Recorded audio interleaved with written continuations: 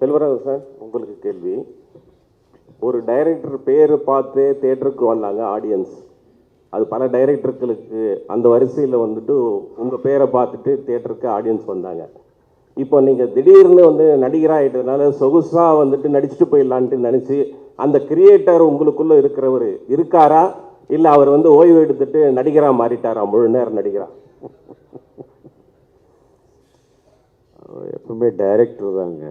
ஆக்டிங்கிறது okay. First Sonic ஆயுதம் ரொம்ப force பண்ணி என் ஃப்ரெண்டு அவர் டைரக்டர் எல்லாம் பண்ணதால் தான் நான் பண்ணே தவிர, ப்ளஸ் எனக்கு ஒரு கேள்வி இருந்துகிட்டே இருந்தது. ஒரு ஆக்டிங் கஷ்டமா இல்லை டைரக்டிங் கஷ்டமா அப்படின்ட்டு.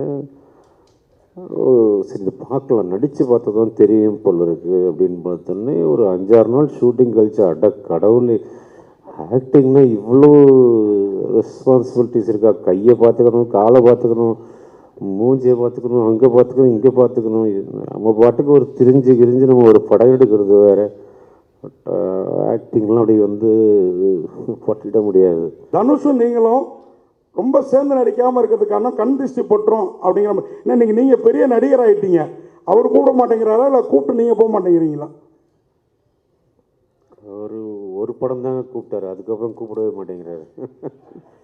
நானும் பார்க்கும்போதெல்லாம் சொல்கிறேன், ஏதாவது ஒரு படம் சொல்லுங்கள் தான். அதை நீங்கள் அவர்கிட்ட தான் கேட்கணும், ஏன் கூப்பிட மாட்டேங்கிறாருன்னு.